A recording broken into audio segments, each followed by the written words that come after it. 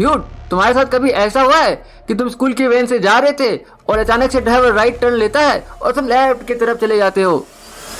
हाँ बाबा, एक बार मैं ऐसे ही जा रहा था तो कार जब भी तुम तेजी से मुड़ता है ना, मैं अपने आप मतलब उसके ऑपोजिट साइड मूव कर जाता हूँ। लेकिन होता क्यों है ऐसा? पहली बात, मूव ही क्यों करता हूँ मुड़ने से? इसको हम समझेंगे। तुम मुझे ये बताओ पहले, सीट बेल्ट क्यों पहनते हैं? पुलिस से बचने के लिए। हा ड्यूड, नहीं, अपनी जान बचाने के लिए। और ये सब समझने के लिए हमें पढ़ना पड़ेगा Newton first law of motion.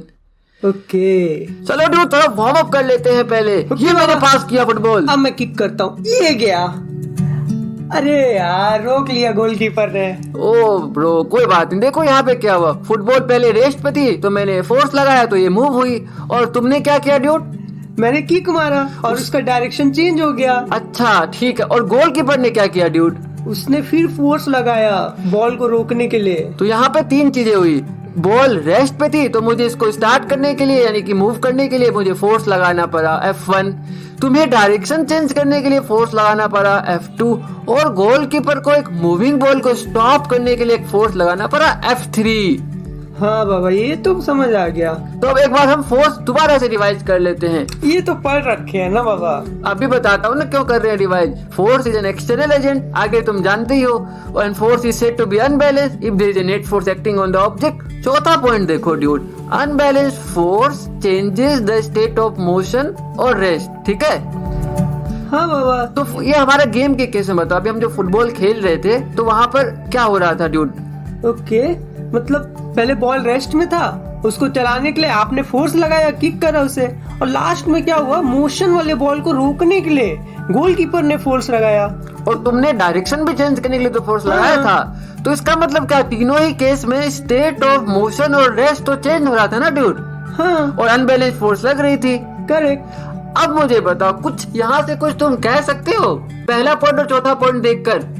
Okay, मुझे तो कुछ ऐसा समझ में आ रहा है कि बॉल रेस्ट में था जब तक अपन फोर्स नहीं लगा रहे थे, और वो मोशन में था जब तक अपन ने उसको रोकने के लिए फोर्स नहीं लगाया। फोर्स बोलोगे या अनबैलेंस्ड फोर्स बोलोगे? हाँ, अनबैलेंस्ड फोर्स। तो एक बार दोबारा से इस स्टेटमेंट को जोड़ के मुझे बताओ। मतलब बॉल रेस्ट में ही था जब तक अपन ने फोर्स नहीं लगाया, और वो फोर्स लगाने के बाद वो मोशन में हो गया। वो मोशन में ही रहेगा जब तक अपन फोर्स नहीं लगाएंगे, तब तक वो रेस्ट में नहीं आएगा। तुमने तो Newton first law of motion बता दिया है। सच्ची?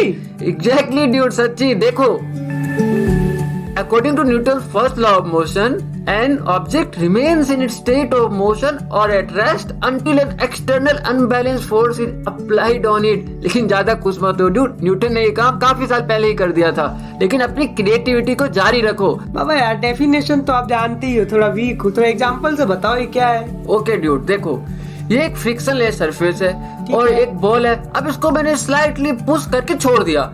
अब कोई इसके अपोजिंग फोर्स ही नहीं है, तो ये इनफाइनाइटली चलता ही जाएगा। ओके, और सेकंड वाले में क्या हो रहा है? इसमें इमेजिन करो, मैंने पुश कर इसको छोड़ दिया, क्योंकि ये फ्रिक्शन है, सरफेस पे रफ है, थोड़े टाइम में फ्रिक्शन इसको रोक देगा और रेस्ट पर आ जाएगा ये बॉल। ओके, मतलब न्यूटन फर्स्ट लॉ यहाँ कैसे अप्लाई हो रहा है? देखो ड्यूड, न्यूटन फर्स्ट लॉ यहाँ पे ऐसे हो रहा है, जब ये बॉल अपने स्टेट ऑफ मोशन में आ गया ना, तो ये स्टेट ऑफ मोशन में ही कंटिन्यू कर रहा है जब तक कोई फोर्स नहीं लगेगा इस पे। अच्छा, ये चलता ही रहेगा जब तक कोई एक्सटर्नल फोर्स रोक ना दे।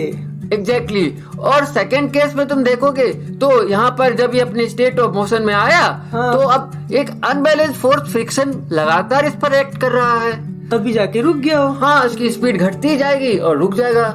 और ये हमेशा रेस्ट में ही रहेगा जब तक फिर से आप इसको फोर्स ना लगा दो। Exactly dude. ओके, समझ गया बाबा। एक बार फिर से आते हैं Newton first law of motion की डेफिनेशन पे। तो ड्यूड, ये वर्ड जो है ना, एक्सटर्नल और अनबैलेंस्ड फोर्स, इससे कभी कंफ्यूज मत होना। इसका सिंपल मीनिंग ये होता है, अगर तुम्हें कभी भी कंफ्यूजन हो, कि F net is not equal to 0। अब समझे?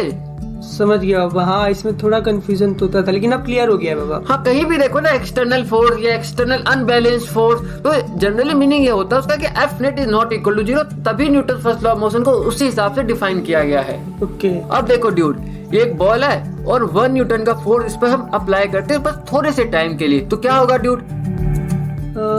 ये तो 5 मीटर पर सेकंड से चलने लगा। हाँ, उसके बाद हमने छोड़ दिया फोर्स अप्लाई करना, तो अब देखो, एयर भी नहीं है और फ्रिक्शन भी नहीं है। अभी हमेशा ऐसे ही चलता रहेगा इसका मतलब। हाँ, क्योंकि कोई भी अनबैलेंस फोर्स नहीं एक्ट कर रहा है इस पर। ओके। अब सेकंड केस को देखो। इस केस में 1 न्यूटन फोर्स ही हम लोग लगाए, लेकिन थोड़े ज्यादा टाइम तक के लिए लगाया, तो इसकी स्पीड कितनी हो गई? 10 मीटर पर सेकेंड। अब एयर भी नहीं है, फ्रिक्शन भी नहीं है, अब क्या होगा ड्यूड? अभी हमेशा यही स्पीड से चलता रहेगा, क्योंकि कोई भी एक्सटर्नल अनबैलेंस फोर्स नहीं है इस पर एक्ट करने के लिए। क्योंकि फ्रिक्शन तो है ही नहीं, इसलिए फ्रिक्शनल फोर्स लगेगा ही नहीं। हाँ, अगर तुम यहाँ पर आकर इसे हाथ से रोक दो तो ये रुक जाएगा, क्योंकि तुम्हारा अनबैलेंस फोर्स हो जाएगा फिर। करेक्ट। अच्छा, एक बात बताओ ड्यूड, तुम घर से बाहर ग्रोसरी का सामान लाने कब जाते हो? जब घर वाले फोर्स करते हैं। अच्छा, नहीं तो तुम पड़े रहते आलसी की तरह। हाँ। अच्छा, और जब तुम खेल रहे होते हो अपने दोस्तों के साथ, तो कब तक खेलते रहते हो? मैं तो पूरा दिन भर ही खेलते रहूंगा, जब तक घर वाले बुला ना ले कॉल करके। तो इससे क्या समझ आ रहा है ड्यूड, तुम्हारी नेचुरल टेंडेंसी क्या है? या तो आलसी में बैठे हुए हो तो बैठे ही रहते हो, और खेल रहे हो तो खेलते ही रहते हो ना ड्यूड। हाँ बाबा। किसी भी ऑब्जेक्ट की टेंडेंसी होती है, जब वो रेस्ट पर है तो वो रेस्ट में ही रहना चाहता है, और जब वो मोशन में है तो वो मोशन में ही रहना चाहता है, because of inertia, and that tendency we call inertia. तो फिर से डेफिनेशन देख लेते हैं। Tendency of an object to maintain its state of motion और रेस्ट इज कॉल्ड इनर्शिया। और dude, first law of motion को हम लोग लॉ ऑफ इनर्शिया भी बोलते हैं। ओके बाबा। तो ड्यूड, अब एक रियल लाइफ एग्जांपल से समझते हैं इनर्शिया के कॉन्सेप्ट को। ये है मोनू, और अभी ये रेस्ट पर है, उसकी गाड़ी भी रेस्ट पर है। जैसे ही ये गाड़ी स्टार्ट होगी रेस्ट से, तो मोनू देखो पीछे की तरफ चला जाएगा। देखो ऐसा क्यों हुआ ड्यूड, इसको समझते हैं। गाड़ी जैसे ही आगे की मोशन में आई, तो मोनू का जो पाँव था ना, वो तो गाड़ी के साथ मोशन में आ गया, लेकिन ये जो मोनू की बॉडी है, ये अभी भी रेस्ट पर ही रहना चाह रही है। तो मोनू थोड़ा सा पीछे की तरफ बेंड हो रहा है, और वापस से अपना बैलेंस सुधार के वापस खड़ा हो जाता है। और सेकंड केस में देखो, मोनू की गाड़ी मोशन में थी, और अचानक से मोनू की गाड़ी ने ब्रेक मार दिया, तो मोनू आगे की तरफ बेंड हो गया।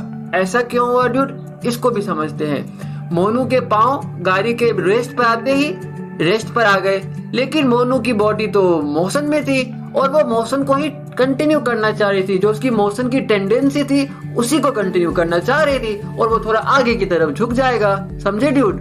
हाँ बाबा, ये तो मैंने भी फील किया है। पता है, जब अपन पिकनिक जा रहे थे ना, अपन का जो बस ड्राइवर है, कभी एकदम जोर से स्पीड बढ़ा रहा था, कभी एकदम ब्रेक लगा दे रहा था, तो अपना मोशन जो है आगे कभी पीछे, कभी आगे कभी पीछे, ऐसा हो जा रहा था, क्योंकि एकदम अचानक से ब्रेक लगा दे रहा था वो। तो ड्यूड, तुम आगे कब जा रहे थे? जब मैं जा रहा था, जब अचानक से एकदम ब्रेक मार दिया। और पीछे कब जा रहे थे? जब अचानक से उसने स्पीड बढ़ा दिया था। Exactly, okay. अब मुझे एक बात बताओ ड्यूड, हमने इनर्शिया पढ़ लिया कि इनर्शिया टेंडेंसी होती है किसी भी ऑब्जेक्ट की, तो क्या सभी ऑब्जेक्ट्स का सेम इनर्शिया होता है? ये तो पता नहीं बाबा क्या। चलो एक एग्जांपल से मुझे बताओ, कभी स्कूटर को धक्का मारा है ड्यूड?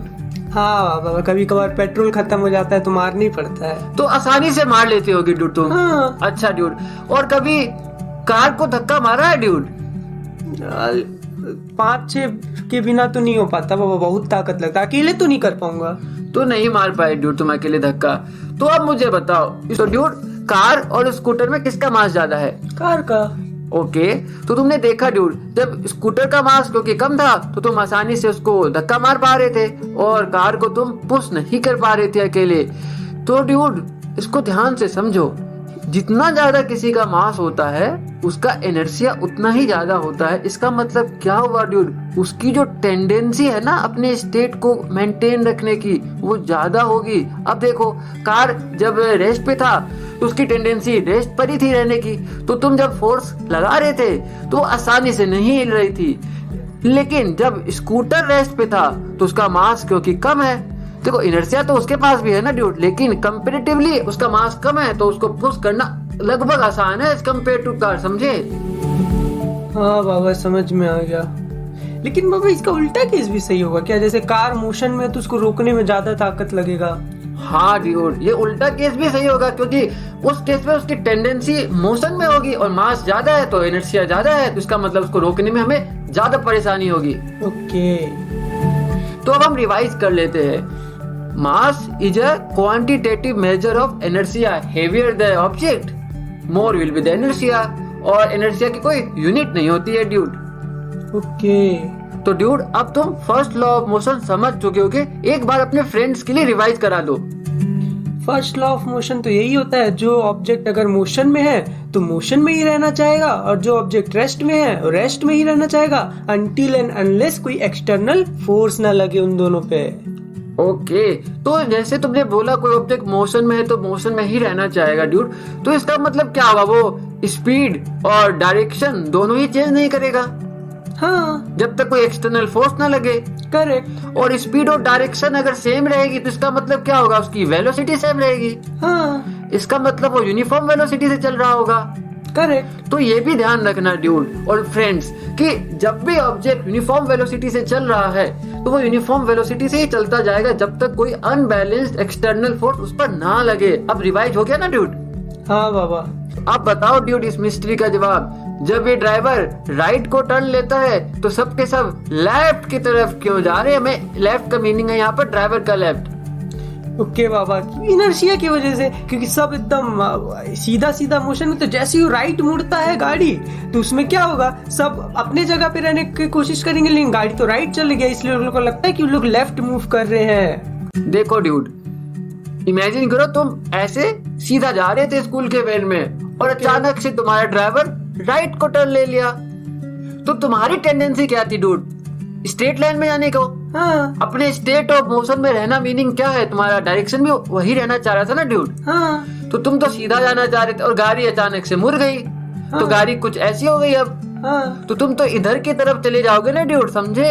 अच्छा, इसलिए अपन को ऐसा लगता है इधर झुक गए अपन। हाँ, जब गाड़ी राइट टर्न लेगी तो तुमको फील होगा कि तो अपने लेफ्ट की तरफ टिल्ट हो चुके हो। तो अब समझे ड्यूड क्यों हम सीट बेल्ट पहनते हैं अपनी जान बचाने के लिए? हाँ, क्योंकि इनर्शिया के कारण अगर गाड़ी अचानक से रुकी एक्सीडेंट के कारण तो अपन एकदम आगे से एकदम बढ़ जाएंगे और चोट लग जाएगी, लेकिन सीट बेल्ट बचा लेगा। Yes, always wear seat belt, चाहे तुम पीछे की सीट पर हो चाहे आगे की सीट पर हो, हमेशा सीट बेल्ट पहना करो ड्यूड। ओके बाबा। तो ड्यूड अब देखो तुम कॉन्सेप्ट पढ़ चुके हो, अब मैं तुम पर एक एक्सटर्नल फोर्स लगाऊंगा, क्योंकि तुम्हारी तो आदत है वीडियो देखकर छोड़ देने को, तुम इसी स्टेट में रहना चाहते हो, तो तुम्हारा स्टेट ऑफ तभी चेंज होगा जब तुम अब क्वेश्चन सॉल्व करोगे और नई लर्निंग लाओगे, क्योंकि change is a must. Okay Baba.